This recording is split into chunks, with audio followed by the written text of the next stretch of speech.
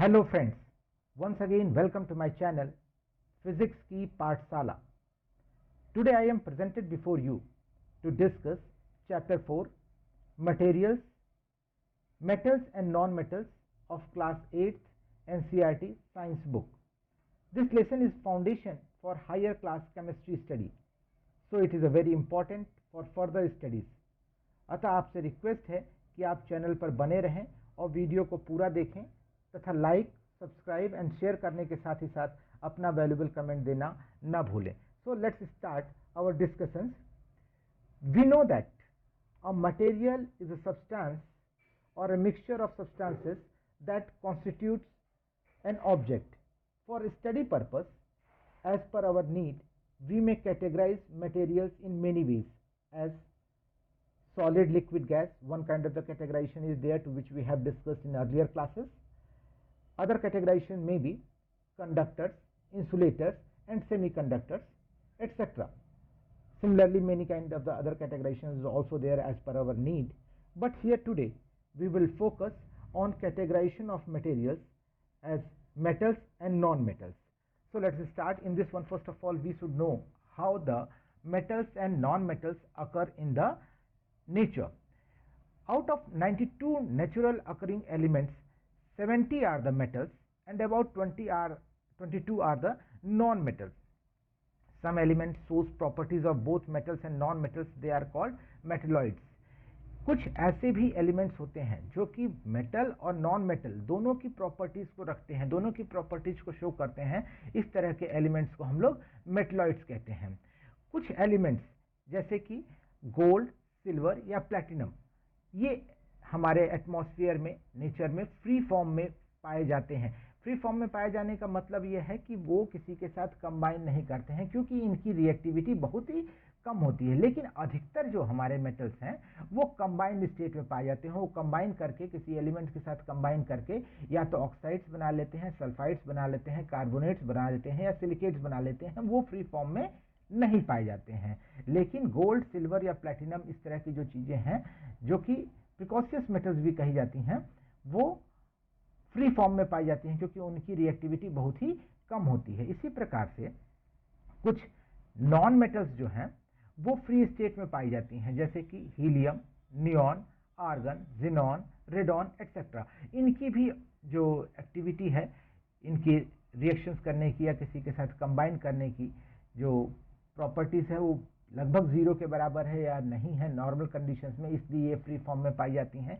जबकि बाकी जो नॉन मेटल्स हैं वो फ्री फॉर्म में और कंबाइंड स्टेट दोनों में पाई जाती हैं, जैसे कि सल्फर है, फास्फोरस है एक्सेट्रा. ये किसी न किसी कभी फ्री स्टेट में और कभी अगर कंडीशंस को अवेलेबल होती हैं तो वो कंबाइंड स्टेट में पाई जाती हैं. इसलिए हम इन दोनों को ही वन बाय वन पढ़ते हैं. Metallurgy.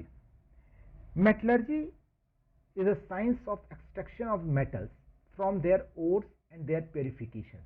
अर्थात अगर मान लीजिए हमें किसी जगह पे पता चलता है कि यहाँ पे अर्थ क्रस्ट के अंदर आयरन की मात्रा ज़्यादा है, तो अगर हम वहाँ पर खुदाई करवाते हैं तो वहाँ पे ऐसा नहीं कि हमें आयरन एज इट इज़ बना बनाया मिलता है.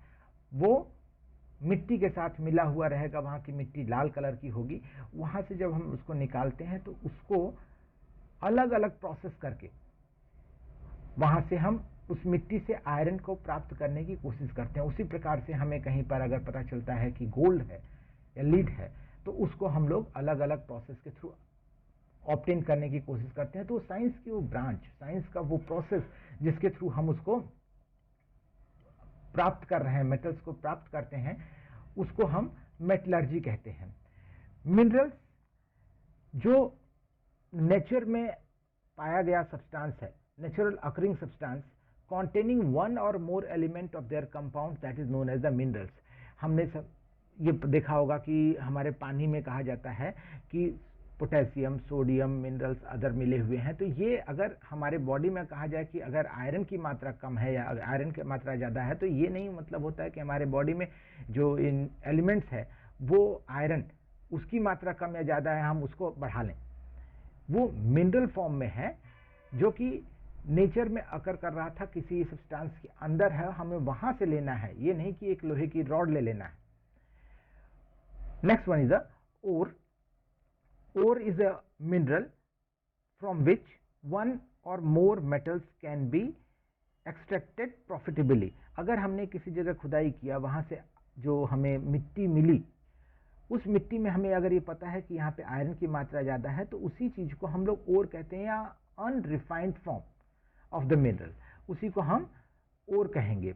मेटलर्जिकल प्रोसेस, वो सारा का सारा प्रोसेस, किसी भी ओर से मेटल्स को प्राप्त करने में एक या दो नहीं कई स्टेप्स होते हैं। उन सारे प्रोसेस को अगर हम मिला दें तो उसी को मेटलर्जिकल प्रोसेस कहते हैं। इन सारे प्रोसेस को हम ब्रॉडली 3 मेन स्टेप्स में बांट सकते हैं। Number 1 concentration of ore, number 2 reduction, and number 3 refining. Concentration of ores means it is the removal of impurities from the ore. जो हमने वहां से ओर प्राप्त किया, अगर मान लीजिए हमने वहां से मिट्टी प्राप्त किया, उस मिट्टी में से जितनी भी इम्प्योरिटीज हैं उन सभी को हम जो अलग करने का स्टेप्स लगाते हैं, उन सभी को हम कंसंट्रेशन ऑफ ओर के अंदर पढ़ते हैं, या उन सभी के स्टेप्स को हम कंसंट्रेशन ऑफ ओर्स कहते हैं। नंबर सेकेंड स्टेप्स में आता है reduction. The reduction process, the process of the obtaining the metal from its compound. किसी भी कंपाउंड से उस एलिमेंट्स को प्राप्त करने के प्रोसेस को, कंपाउंड से इस एलिमेंट्स को प्राप्त करने के प्रोसेस को ही हम रिडक्शंस कहते हैं। और number third process is the refining. This is the final process. It is the process of purification of the impure metals to obtain in pure metal. जो कुछ भी हमें वहां से इम्प्योर मेटल प्राप्त हुई, उस इम्प्योर मेटल्स को और रिफाइनिंग करके हम किस प्रकार से वहां पे प्योर मेटल्स के परसेंटेज को बढ़ा सकते हैं और प्योर मेटल्स को प्राप्त कर सकते हैं, उस पूरे प्रोसेस को हम लोग रिफाइनिंग प्रोसेस के अंदर में पढ़ते हैं। Next one, physical properties of the metals and non metals. For your chapter this is the most important. Here we have to discuss the properties of the metals and non metals. Physical properties मतलब वो सारी की सारी properties जो हमें उसमें से देख करके या टच करके प्राप्त हो सकती है, नॉर्मल प्रोसेस से प्राप्त हो सकती है, लेकिन केमिकल से हम रिएक्ट नहीं करवा रहे हैं। All those properties are known as the physical property. जैसे कि हम एक किसी बच्चे को देख करके उसके बारे में जो भी बता सकते हैं कि वो लंबाई कितनी है, चौड़ाई कितनी है, नाक बड़ी है, कान बड़ा है, ये सब कुछ जो हम देख करके बता सकते हैं, वो सारी की सारी प्रॉपर्टीज फिजिकल प्रॉपर्टीज कहलाती हैं। उसी प्रकार से हम किसी मेटल्स को या किसी एलिमेंट्स को ले करके जो देख करके उसकी जो प्रॉपर्टीज बता सकते हैं, वो प्रॉपर्टीज उसकी फिजिकल प्रॉपर्टीज कहलाती हैं। Let us discuss the physical properties of the metal and non metal. The first property, the most important property of the metals are generally in the solid except the mercury. Mercury जो natural में state में अगर पाई जाती है, natural state में भी वो liquid या रूम टेम्परेचर पे भी वो लिक्विड फॉर्म में पाई जाती है। But other than mercury all the metals are the solids in the nature at the room temperature. Metals are hard except sodium, potassium etcetera. Sodium और पोटेशियम ये दो मेटल्स ऐसी हैं जो कि नेचर में भी नॉर्मल स्टेट पे सॉफ्ट फॉर्म में पाई जाती है। इवन सोडियम को तो आप छोटे छोटे पतले पतले टुकड़ों में काट सकते हैं, उसको रिएक्ट करवा सकते हैं। ये बहुत सॉफ्ट मेटल्स होती है और बहुत ही तेज जलती है, इसका बर्निंग पॉइंट बहुत ही कम होता है, जिसकी वजह से हम इसको पेट्रोल के अंदर रखते हैं, पेट्रोल या केरोसिन ऑयल के अंदर भी बंद करके रखते हैं। Metals have the metallic लुस्टर। जो भी मेटल्स होगी उसके अंदर एक अपनी चमक होती है, उस खास स्पेशल मेटालिक लुस्टर चमक होती है, जिसकी वजह से कि हम मेटल्स को मैक्सिमम यूज करते हैं और उस चमक का को ऑब्जर्व करते हैं। Metals have high melting point and the boiling point. Metals को अगर हम गर्म कर रहे हैं, उसको मेल्ट करना चाहते हैं या बॉयल करना चाहते हैं, तो उसके लिए मेल्टिंग पॉइंट और बॉइलिंग पॉइंट हजारों डिग्री के ऊपर होता है। लेकिन नॉन मेटल्स के लिए ऐसा जरूरी नहीं है। Metals are malleable. Malleable means वो प्रॉपर्टी जिसमें हम उसको पीट करके पतली पतली उसकी चद्दरें बना सकते हैं, पतले चद्दर के रूप में कन्वर्ट कर सकते हैं। तो यहाँ पर मेटल्स के अंदर मैलेबल प्रॉपर्टी पाई जाती है। इसका मतलब हम उसको पीट करके उसकी पतली पतली चद्दरें बना सकते हैं। आपने देखा होगा कि घरों के ऊपर जो टीन शेड वगैरह हम लोग लगाते हैं या कूलर वगैरह बना रहे हैं, बक्से बना रहे हैं, तो वहाँ एक मेटल्स थी, मेटल्स को पतला पीट करके पतली चद्दर बना दी गई। उसी प्रॉपर्टीज को हम मैलेबल प्रॉपर्टीज कहते हैं। तो मेटल्स के अंदर मैलेबल प्रॉपर्टीज पाई जाती है। Metals are ductile. Ductile means इनसे मेटल से पतले पतले वायर्स बना सकते हैं। आप देखते ही होंगे हमारे घरों में जितने भी इलेक्ट्रिसिटीज आ रहे हैं उनमें वायर जो यूज़ करते हैं मेटेलिक होता है, नॉर्मली कॉपर होता है। उसको यानी कॉपर को हम पतले वायर में कन्वर्ट कर सकते हैं। तो उसी प्रकार से हम एल्युमिनियम को भी कन्वर्ट कर सकते हैं या अदर आयरन को भी कन्वर्ट कर सकते हैं। हमारे घरों में कई जगह लगते हैं, घर बनाने वगैरह में लगते हैं। हम देखते हैं कि मेटल्स को हम पतले वायर्स के रूप में ऑब्टेन कर सकते हैं, कन्वर्ट कर सकते हैं। So this property is known as the ductile property of the metals. So the all the metals, nearly all the metals are showing the ductility. Metals are, next property is the metals are good conductor of heat and electricity. जितने भी metals हैं वो heat और electricity के अच्छे conductor होते हैं। इसीलिए हमारे घरों में जहाँ पर भी हम लोग खाना पकाते हैं उन सभी में देखिए कि हम लोग मेटल्स को यूज़ करते हैं, जहाँ के हीट को हमें जल्दी से ट्रांसफ़र करना होता है, कंडक्ट करना होता है। या हमारे कई इलेक्ट्रिकल अप्लायंसेज होते हैं जहाँ पर कि हमें हीट को जब ट्रांसफ़र करना होता है एक जगह से दूसरी जगह तक, तो हम लोग मेटल्स को लगाते हैं। It may be the iron और द कॉपर और स्टेनलेस स्टील और एल्युमिनियम, कोई भी चीज़ हम लगा देते हैं जहाँ पर कि हमें कंडक्ट करना है या तो हीट को या तो इलेक्ट्रिसिटी को। Other property is the metals are sonorous, that is it produces a special kind of the sound. जब भी हम मान लीजिए कि किसी मेटल से लोहे की अगर रॉड को हमने लिया, उसको हम कहीं पे गिराते हैं तो गिरने के बाद वो खन की एक आवाज़ जनरेट करता है, एक अलग तरीके की आवाज़ जनरेट करता है। अगर हम देखें कि मंदिर में जो घंटा होता है उसको जब हम लोग बजाते हैं तो एक साउंड प्रोड्यूस होता है। इसी प्रकार से हम कह सकते हैं कि हर एक मेटल्स के अंदर एक सोनरस प्रॉपर्टीज होती है कि वो किसी भी चीज़ से टकराने के बाद एक साउंड प्रोड्यूस करती है। This property of the metals is known as the sonorous property. Let us discuss the properties of the non metals. The non metals may be solid, liquid और gases. Here in the first one we have to discuss the properties of the metal. They are generally the solid, but non-metals may be solid, liquid or gases. The non-metals which are solids are brittle.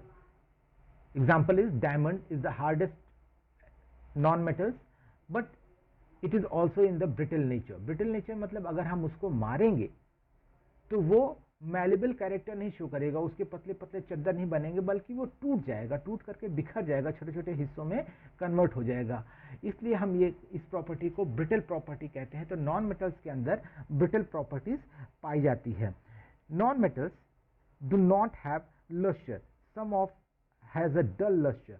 जितने भी non metals होते हैं जरूरी नहीं कि उनके अंदर आप लस्टरस प्रॉपर्टीज पाई जाए, एक लस्टर या चमक पाई जाए। जैसे कि आप देखते हैं हमारे पास सल्फर, ऑक्सीजन, हीलियम, नियॉन, ये हमारी नॉन मेटल्स हैं। इसके अंदर किसी भी प्रकार की लस्टर्स नहीं पाई जाती है। Next property is the non metals have low melting and boiling points. Non metals अगर हम ये कहें कि ऑक्सीजन हम लेते हैं, कार्बन लेते हैं, तो इनके मेल्टिंग पॉइंट और बॉइलिंग पॉइंट्स बहुत ही कम होते हैं, जो नॉर्मली हम रूम टेम्परेचर पे ऑब्टेन कर सकते हैं, नॉर्मल कंडीशन में इनको प्राप्त कर सकते हैं। Non metals are not malleable. इसका मतलब हम नॉन मेटल्स को पीट करके पतली चद्दरों में कन्वर्ट नहीं कर सकते। Next property is non metals are not ductile.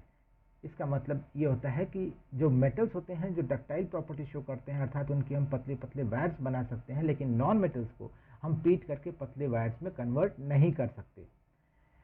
अगर हमारे पास मान लीजिए चौक हमने लिया, चौक हमारे क्लास में जो पाई जाती है वो नॉन मेटल्स है, उसको पतला पीट करके हम चद्दर वगैरह में नहीं कन्वर्ट कर सकते। उसको जैसे ही पीटेंगे वो ब्रिटल हो जाएगा, ब्रिटल नेचर शो करेगा और वो बिखर जाएगा, वो मैलेबल भी नहीं होगा, उसके पतले चद्दर में नहीं बना सकते, या डक्टाइल प्रॉपर्टी या उसके पतले तारों में हम कन्वर्ट नहीं कर सकते, but it will show the brittle property, brittleness nature.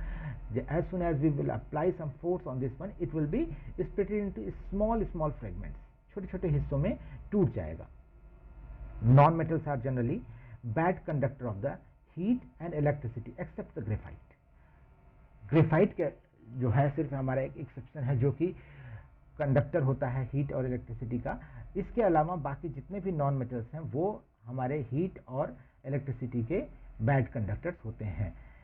Non metals are not sonorous. इसका मतलब अगर हम नॉन मेटल्स को कहीं पे भी स्ट्राइक करवाते हैं या गिराते हैं, दो नॉन मेटल्स का टक्कर कराते हैं, तो वहाँ पर जो साउंड प्रोड्यूस नहीं होता है, यानी ये सोनरस प्रॉपर्टी शो नहीं करता है।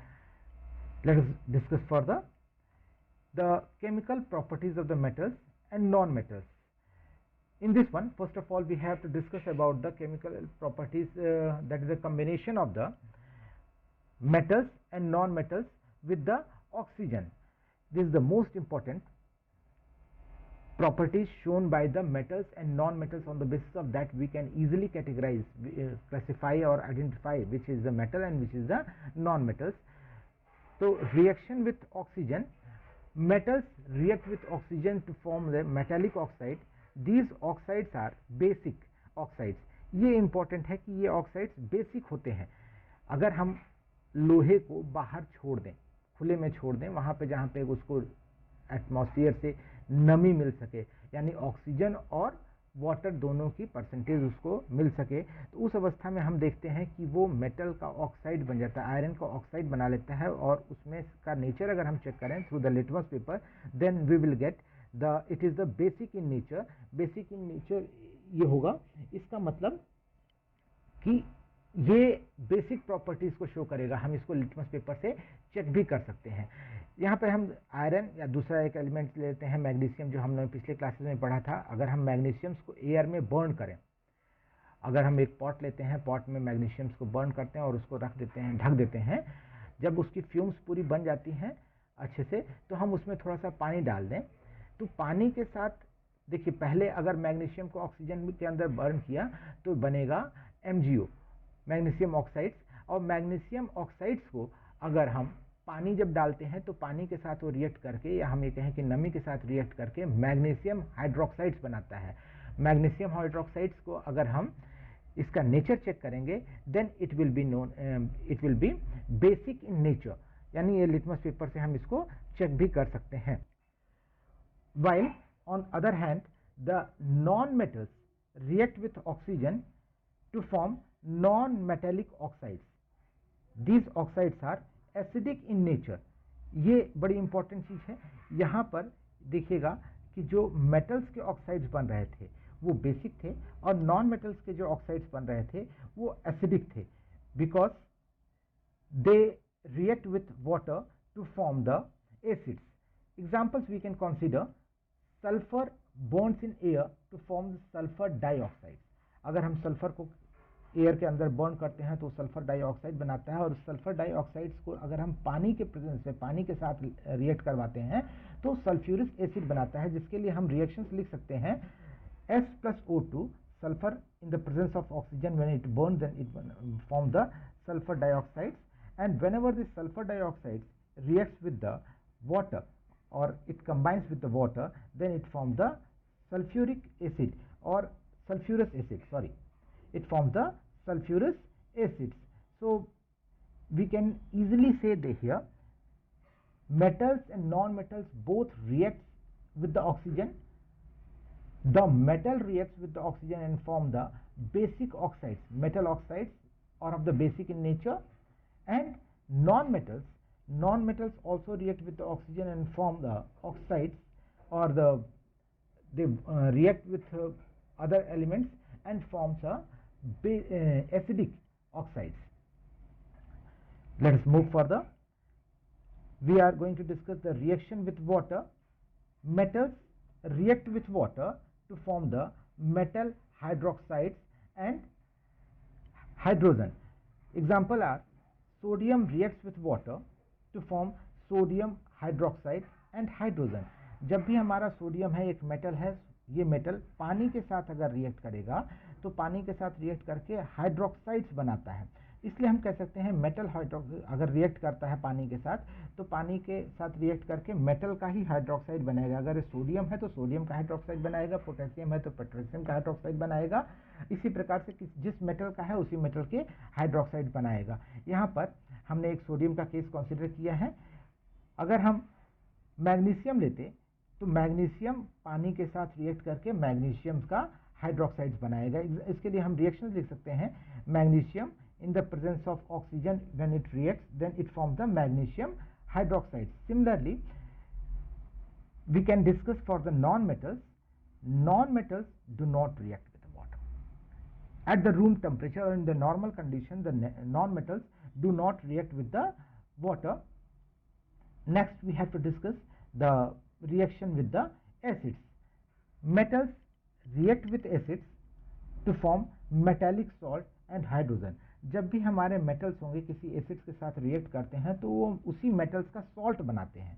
अगर सोडियम था तो सोडियम का सॉल्ट बनाएगा और हाइड्रोजन गैस निकालता है.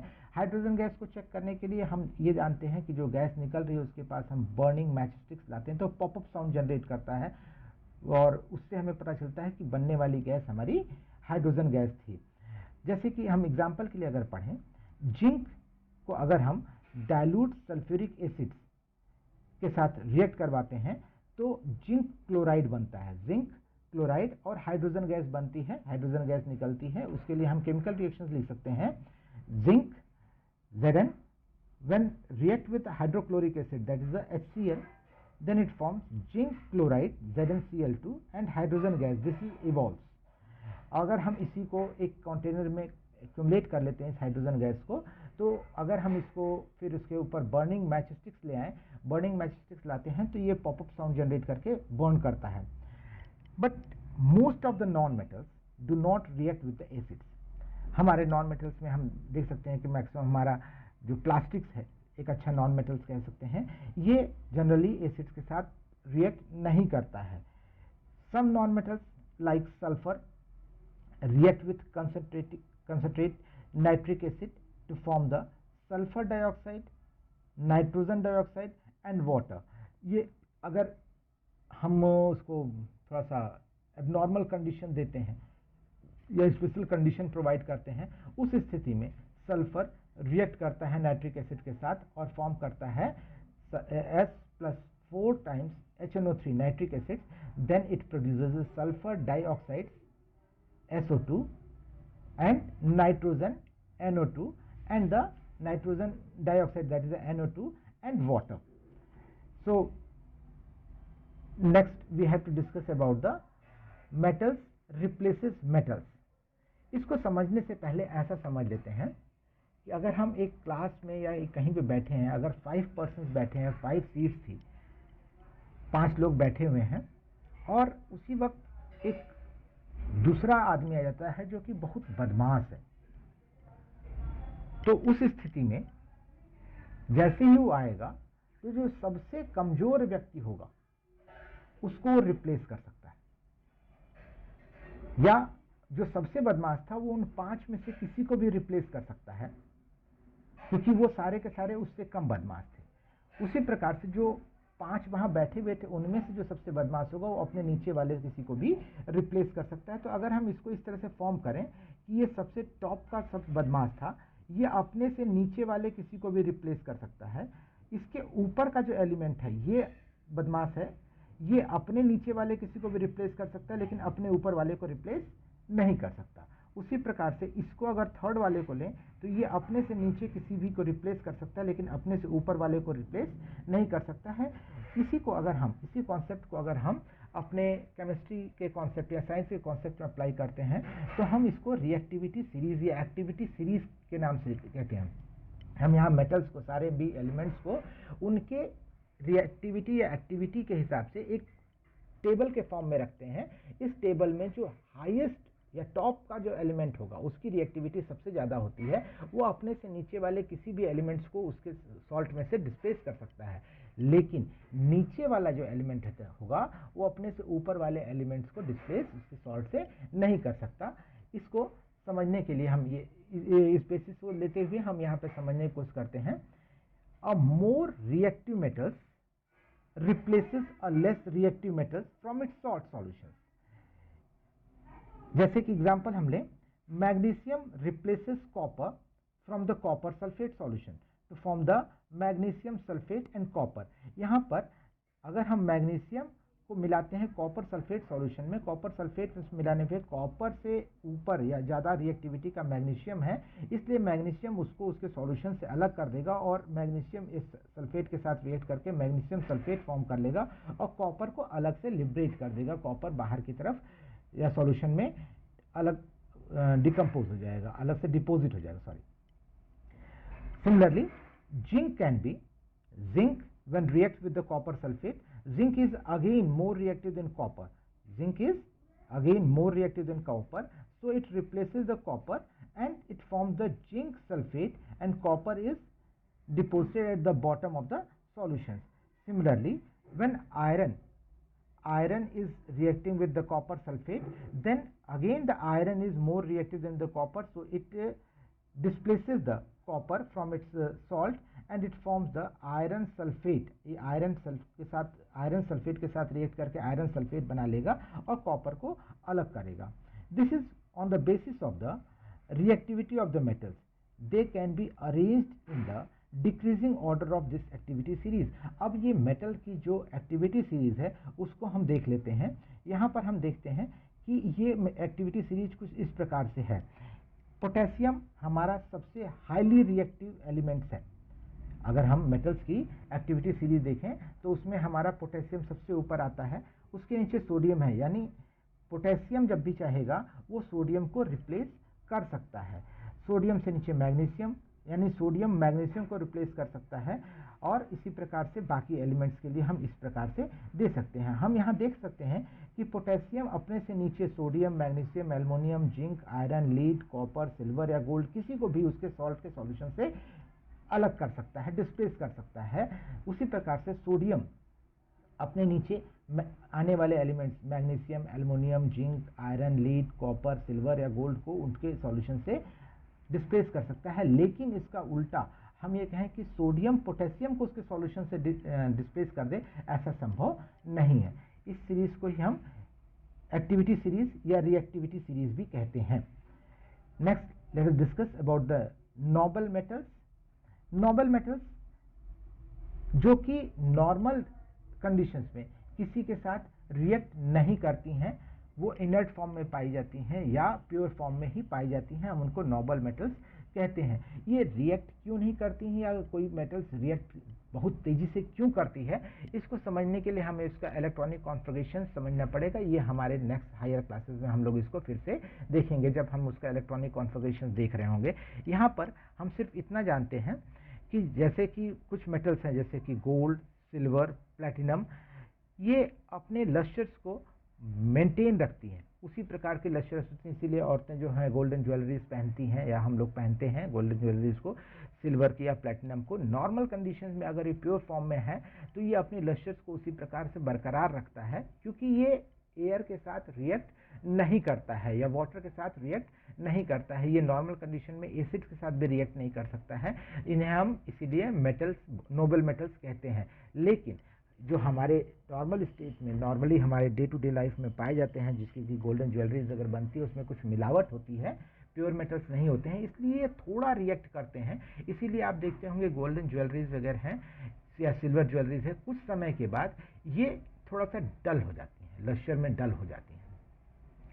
हम अगर आगे की तरफ देखें तो हम ये कहते हैं कि गोल्ड को हम अगर डिसॉल्व करना चाहते हैं, रिएक्ट करवाना ही चाहते हैं, नॉर्मल कंडीशन में रिएक्ट नहीं करता, लेकिन अगर हमें इसको रिएक्ट करवाना ही है तो गोल्ड को एक्वारेजिया इसका मतलब कि एक सॉल्यूशन होता है जो जिसमें हम कंसंट्रेटेड नाइट्रिक एसिड और कंसंट्रेटेड हाइड्रोक्लोरिक एसिड मिलाते हैं 1:3 के रेशियो में. यानी कंसंट्रेटेड नाइट्रिक एसिड अगर 1 ml है तो कंसंट्रेटेड हाइड्रोक्लोरिक एसिड उससे 3 गुना 3 ml मिलाया जाता है. तो जो सॉल्यूशन बनता है that is known as the aqua regia.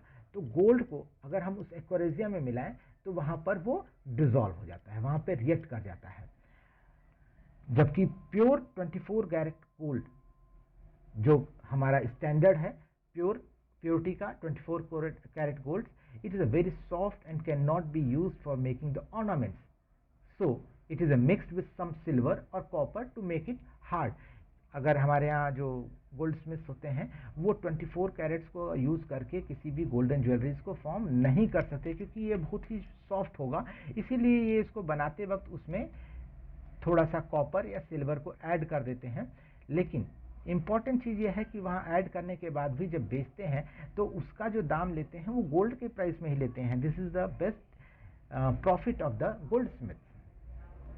Late us move ahead and we discuss the uses of the metals. Uses of the metals, in this one we know many more uses of the metals. Here some of the uses I am discussing here, just like the use of the iron. It is used for making the pins, nails, nut, bolts, tools, machineries, construction of the building, bridges, etc.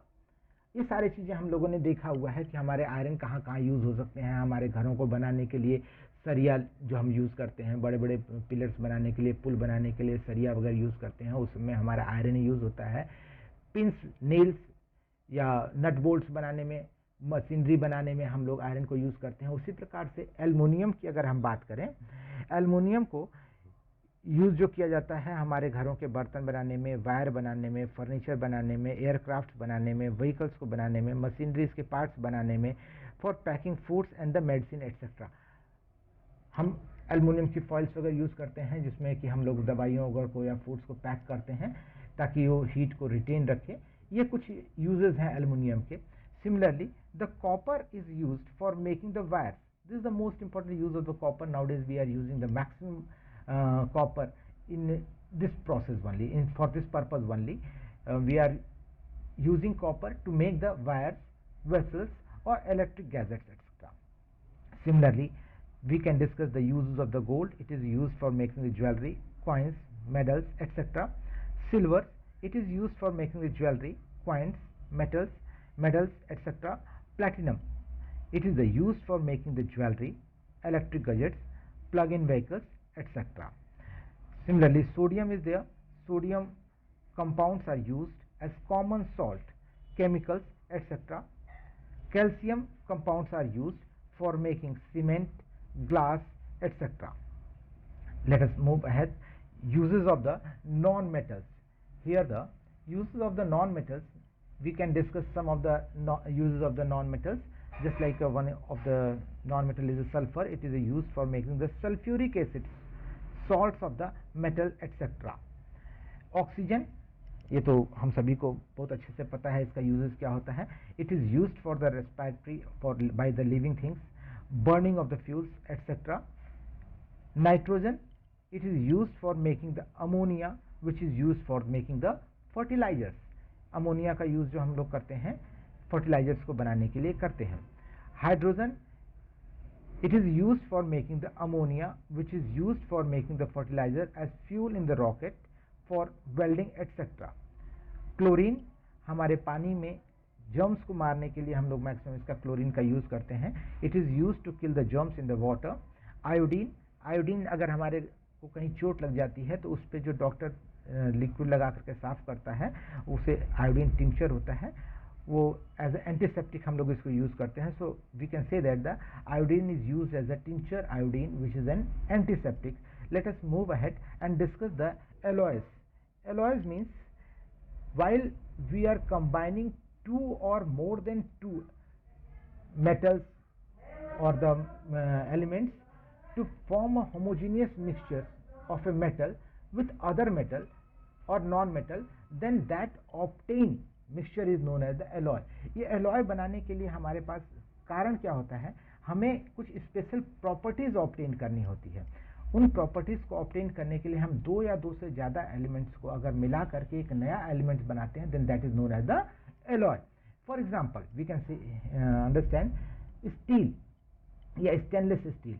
जब भी पहले हमारे stainless steel या steel नहीं था, उस वक्त जो बर्तन हुआ करते थे वो घरों में हमारे जो बर्तन यूज़ होते थे कॉपर के होते थे, ब्रास के होते थे, जो कि बहुत जल्दी अपनी लस्टर्स खो देते थे या बहुत गंदा से लगने लगता था, उससे स्पॉट्स पड़ जाता था, उनको धुलना बड़ा डिफ़िकल्ट होता था और उनकी स्ट्रेंथ इतनी नहीं थी. इसलिए हम लोगों ने इसको रिमूव करने के लिए डिज़ायरेबल प्रॉपर्टीज़ के साथ रहते हुए हमारी जो डिज़ायर प्रॉपर्टी थी कि हमें धुलने में आसानी हो जाए, हम लोगों ने एक नया चीज़ बनाया, उसी को हम लोग आज स्टेनलेस स्टील कहते हैं, जो कि धुलने में आसान है, चमकता रहता है हमेशा. उसी प्रकार से हमारे को अगर कभी बहुत ज़्यादा स्ट्रेंथ ऑब्टेन करना पड़ा, मान लीजिए कि हमें कोई ऐसी चीज़ ऑब्टेन करनी है जो कि बहुत ज़्यादा स्ट्रेंथ उसमें बहुत ज़्यादा हो, तो उसके लिए भी हम लोगों ने अलग अलग एलॉयज़ को फॉर्म किया. जो सिंपल एक एलिमेंट्स को नहीं रहेगी, एक एलिमेंट की प्रॉपर्टी नहीं रहेगी, एक या एक से ज़्यादा एलिमेंट्स को मिलाया जाएगा और उससे जो नई चीज़ बनेगी that will be known as the alloy. So just for example we are discussing the steel. Steel is an alloy which is formed because of the combination of the iron and the carbon, and we know that the steel is used for construction of the tools, machineries, tanks, vehicles, ships, rails, buildings, bridges, dams, etc. Because of its high strength, we are using it in the very variety of the fields. Similarly, we can form the stainless steel. Stainless steel is formed because of the combination of the iron and chromium. And it is used for the utensils, cutlery, surgical instruments, etc. Next one is the brass. We can discuss. Brass is formed because of the combination of the copper and the zinc. It is used to make the utensils, handicraft musical instruments, etc. Bronze. Bronze is an alloy which is made because of the combination of the copper and the tin, and it is used to form the statues, metals, bells, ornaments, etc.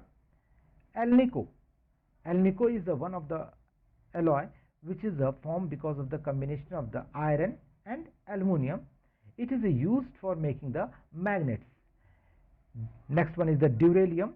Duralium is another alloy which is formed because of the combination of the aluminum and copper, and it is used for making the utensils, pressure cookers, parts of the vehicles, aircrafts, etc. Next, let us discuss about the corrosions. What is the meaning of the corrosions? Corrosions means अगर हम उसको कहीं पे किसी metals को छोड़ देते हैं तो कुछ समय के बाद उसका क्षय हो जाता है. हिंदी में इसको corrosions को क्षय कह सकते हैं. यानी वो धीरे धीरे उसमें जंक लगता रहेगा, गिरता रहेगा. अगर आयरन की चीज़ है तो धीरे धीरे उसमें आयरन जंक लगेगा और गिरेगा, वो धीरे धीरे क्षीण होता जाएगा, खत्म होता जाएगा. उसी प्रोसेस को, उसी चीज़ को हम लोग corrosions कहते हैं. Corrosions means the surface of the some metals gets corroded when exposed to moist air for a long time. This is called corrosions. So, for the prevention of the corrosion of the metals, we are adopting many ways. Some of the methods or ways are by applying the grease. हम उस surface के ऊपर Greece या oil लगा देते हैं. अगर Greece या ऑयल लगा देते हैं तो उस सरफेस और बाहर की मॉइस्चर का कांटेक्ट नहीं हो पाता. उसके बीच में एक लेयर, एक सील का काम करती है जिससे वो कांटेक्ट में नहीं आते हैं और वहाँ पे कोरिजन्स नहीं होता है. Similarly we can use the by applying the paint. By applying the paint, again we can stop or reduce the rate of the corrosions. Next one is the galvanizations. Galvanizations, that is the coating of the metals with non-corrosive metals like zinc. हम देखते हैं कि हमारे घरों के ऊपर जो कभी कभी जो चद्दर टिन की लगाई जाती है, टिन की चद्दर होती है, वो करोसिव होता है. उसमें अगर उसमें पानी लगेगा, मॉइस्चर या एयर के प्रेजेंस में आकर के उसका कोरिजन्स होता है. तो कोरिजन्स ना हो इसलिए हम लोग उसको गैल्वनाइजेशन कर देते हैं या उसके ऊपर कोटिंग कर देते हैं जिंक की, जिसकी वजह से वो चमकता रहता है और उसमें रस्टिंग नहीं होती. गैल्वनाइजेशन से वो बचा रहता है, कोरिजन से बच जाता है. Next one is the electroplating. Electroplating means coating of the metals with non corrosive metals like the chromium, tin by passing electricity. अगर हम किसी भी एक मेटल्स जो कि कोरिजन जो शो करता था उस पर किसी दूसरे मेटल्स की लेयर चढ़ा देते हैं बाय पासिंग द इलेक्ट्रिसिटी. अगर हम उसमें एक सेल का एक एनोड और एक कैथोड बनाते हुए उसको दोनों एक मेटल्स जिस पे हमें प्लेटिंग करनी है और जिसके थ्रू प्लेटिंग करनी थी, उन दोनों मेटल्स को हम डालते हैं तो प्योर मेटल्स की एक लेयर निकल के जो जिस पे हमें प्लेटिंग करनी थी उसके ऊपर डिपॉजिट हो जाती है. इस प्रोसेस को हम लोग इलेक्ट्रोप्लेटिंग कहते हैं. इसी इलेक्ट्रोप्लेटिंग का यूज़ करके हम देखते हैं कि कई जो ज्वेलरीज बनाई जाती हैं जो कि होती एक्चुअली किसी अदर मेटल्स की हैं, लेकिन उसके ऊपर गोल्ड की प्लेटिंग कर दी जाती है या सिल्वर की प्लेटिंग कर दी जाती है. तो वो इलेक्ट्रोप्लेटिंग हुआ. अगर मान लेते हैं हमारा वो आइटम लोहे का बना हुआ था जो अगर इस प्रकार से बाहर पड़ा रहता तो उसमें कोरिजन हो जाता, रस्टिंग हो जाती, बहुत जल्दी खत्म हो जाता. लेकिन अगर हम इलेक्ट्रोप्लेटिंग करके उसके ऊपर गोल्ड का लेयर चढ़ा देते हैं तो अब उसकी रस्टिंग नहीं होगी या बहुत ही स्लो होगी. Similarly we can discuss alloying. Alloying means when iron is alloyed with the chromium and nickel, it forms the stainless steel which is resistance to the corrosions. हम घरों में थाली वगैरह जो यूज़ करते हैं, बर्तन यूज़ करते हैं, हम जानते हैं कि उसको हम स्टेनलेस स्टील का यूज़ करते हैं। स्टेनलेस स्टील का यूज़ करने के पीछे पर्पज़ यही है कि उसकी एक तो स्ट्रेंथ अच्छी होगी और कोरिजन फ्री होगा, उसमें कभी भी कोरिजन्स नहीं होता, इसलिए हमारे घरों की थालियों वगैरह में कोरिजन्स नहीं होता। Next, let us discuss the activity to show that the air and water are necessary for the rusting of iron. Rusting of iron के लिए हमारे को 3 चीज़ें चाहिए होती हैं। 3 चीज़ें मतलब एक तो मेटल्स में हमारे को मॉइस्चर मिले, मॉइस्चर और ऑक्सीजन की प्रेजेंस हो और मेटल रहे, यानी हमें उसमें ऑक्सीजन की प्रेजेंस भी चाहिए, वाटर की प्रेजेंस भी चाहिए और मेटल भी चाहिए जिसके ऊपर कोरिजन्स होना है। इसी को शो करने के लिए हम यहाँ क्या करते हैं, 3 टेस्ट ट्यूब ले लेते हैं, test tube 1, test tube 2, test tube 3। Test tube 1 में हमने तीनों ही टेस्ट ट्यूब्स में 1 बाई 1 हमने एक नेल आयरन की डाल दिया। अब अगर हम टेस्ट ट्यूब 1 में एनहाइड्रस कैल्शियम क्लोराइड डाल देते हैं, सो एनहाइड्रस कैल्शियम क्लोराइड डालने का मतलब क्या हुआ कि ये अपने अंदर ऑक्सीजन की प्रेजेंस को हटा देगा, वहाँ नमी की जो होगी, नमी की प्रेजेंस को ख़त्म कर देगा, उसको सोख लेगा। यानी हमने इस वाली टेस्ट ट्यूब 1 में नमी की मात्रा को ख़त्म कर दिया। ऑक्सीजन की मात्रा है लेकिन और इसको हमने ऊपर से बंद कर दिया। उसी प्रकार से हमने दूसरी टेस्ट ट्यूब में पानी रखा, पानी को डाला, लेकिन वो पानी हॉट वाटर था, गर्म किया पानी को गर्म करने का मतलब हम ये कह सकते हैं कि उसके अंदर से ऑक्सीजन बाहर निकल गई। उस पानी को इसके अंदर डाल दिया और नेल को डुबा दिया हमने। अब यहाँ पर हम देख सकते हैं कि टेस्ट ट्यूब बी में पानी तो है, पानी भी है यानी नमी है इसको, लेकिन यहाँ पर ऑक्सीजन की मात्रा नहीं है। जबकि फर्स्ट इस टेस्ट ट्यूब में हमारी नमी नहीं थी, ऑक्सीजन थी। टेस्ट ट्यूब 2 में हमारी ऑक्सीजन नहीं थी लेकिन नमी थी। और टेस्ट ट्यूब 3 में हमने जो नेल थी, नेल के ऊपर सिंपल अपना पानी से इसको डाल करके बंद कर दिया। हम 3-4 दिनों के बाद देखते हैं क्या है कि टेस्ट ट्यूब 1 और टेस्ट ट्यूब 2 की नेल्स में कोई भी किसी प्रकार की रस्टिंग नहीं होती है, लेकिन टेस्ट ट्यूब 3 में रस्टिंग स्टार्ट हो गई थी। So it is seen that the nail in the first and second test tubes have not rusted. The nail in the third test tube has rusted, or rusting has been started in this one.